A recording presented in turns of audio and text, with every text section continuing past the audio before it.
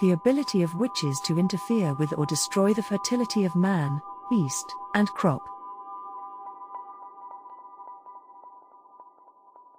This malicious destruction was considered a common activity among witches, and remedies and preventive actions circulated in folklore and magic.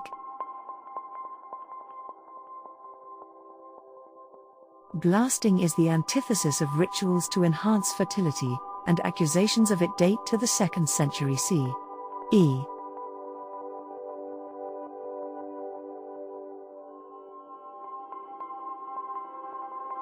Witches also were credited with the power to produce abundant harvests and ensure healthy offspring of livestock and humans, but during the witch hunts this ability was largely ignored in favor of maleficia. Witches could not be prosecuted by inquisitors for good acts.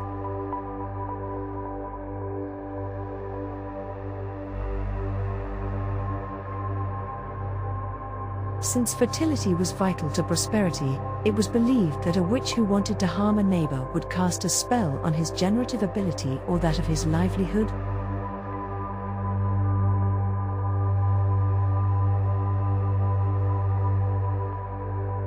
If cows didn't calve, if the corn failed to sprout, if the wife miscarried, then the household had been bewitched.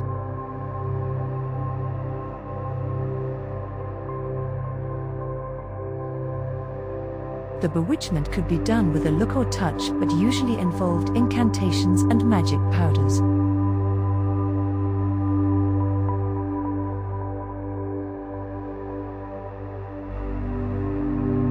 According to the Church, God allowed the devil to have power over the generative act because the first sin of corruption was sex. A serpent tempted Eve. Therefore, witches, the alleged agents of the devil, could use snakes to impair fertility.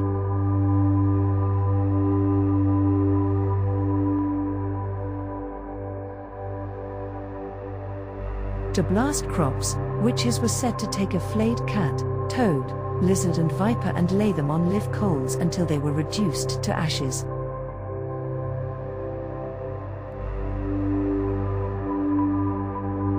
From this, they made a powder and sowed it in the crop fields. To disrupt conception and cause miscarriages, stillbirths and the births of deformed young, they placed serpents under barns, stables and houses.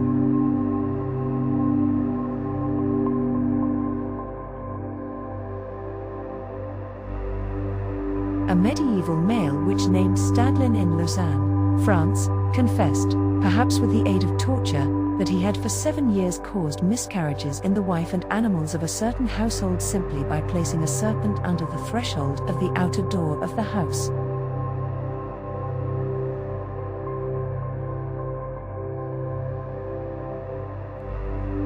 Fertility, he said, could be restored by removing it.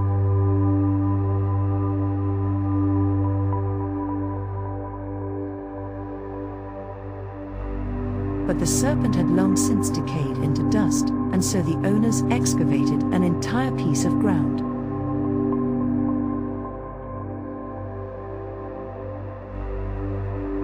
After that, fecundity was restored to humans and animals alike.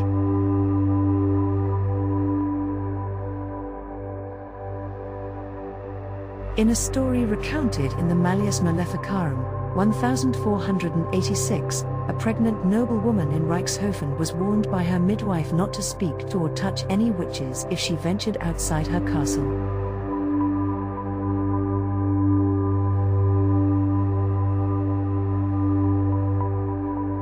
She did go out and after a while sat down to rest. A witch came up and put both hands on her stomach, causing her immediately to begin aborting the fetus.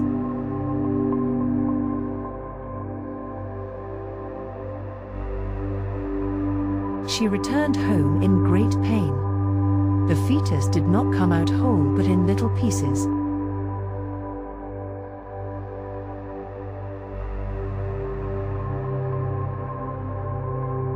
Witches reportedly could blast generations of a family with such curses as a heavy pox to the 9th generation or pox, piles and a heavy vengeance. With regard to humans, the devil and witches also were believed to interfere with fertility by obstructing the sex act in several ways, by preventing bodies from coming together, by interposing a demon in a bodily shape, by destroying desire, by preventing an erection, and by shutting off the seminal ducts so that no ejaculation occurred. These bewitchments were directed mostly at men because, it was said, most witches were women who lusted after men.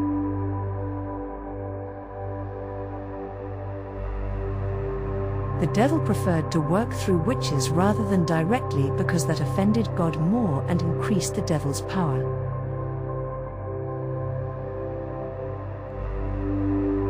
The removal of the male organ by a witch was explained as illusion, though the devil was said to have the power actually to take the organ away physically.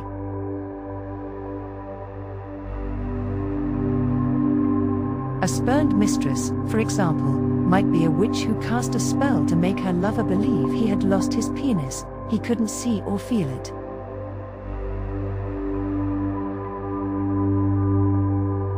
The only way to restore it was to get the witch to remove the curse. If she didn't or couldn't, the effect was permanent.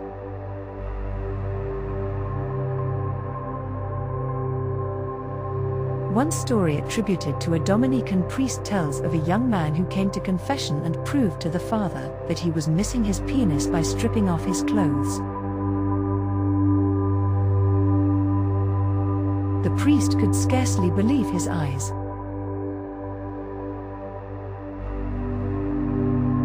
The young man convinced the witch who'd bewitched him to remove her curse, and his penis was restored.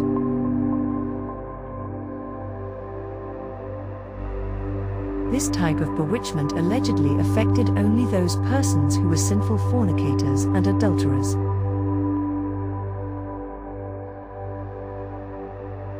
The devil, apparently, could not disturb the organs of the pious.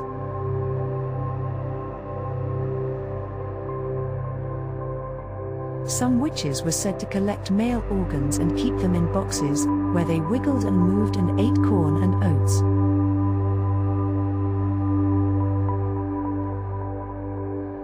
The Malleus Maleficarum also tells of a man who lost his member and went to a witch to ask for it back.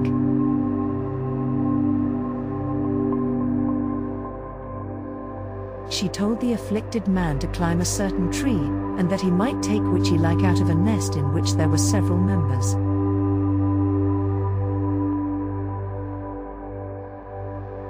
When he tried to take a big one, the witch said, "You must not take that one," adding, "because it belonged to a parish priest."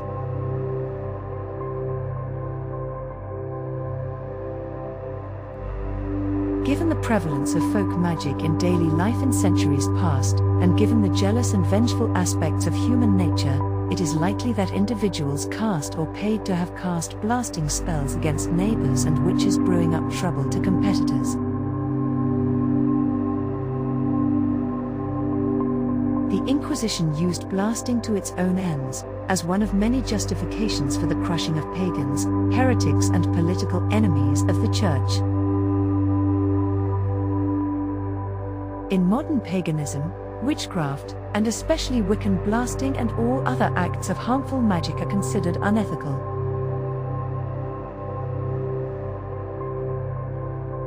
In Wiccan, blasting is viewed as a violation of the law, and it harm none, do what ye will. According to tenets of the craft, witches must use their powers for good, to help others, and work in harmony with nature. In many tribal cultures, however, such ethical distinctions are not made, and blasting continues to be among the acts of sorcery carried out against people, animals, crops, and possessions.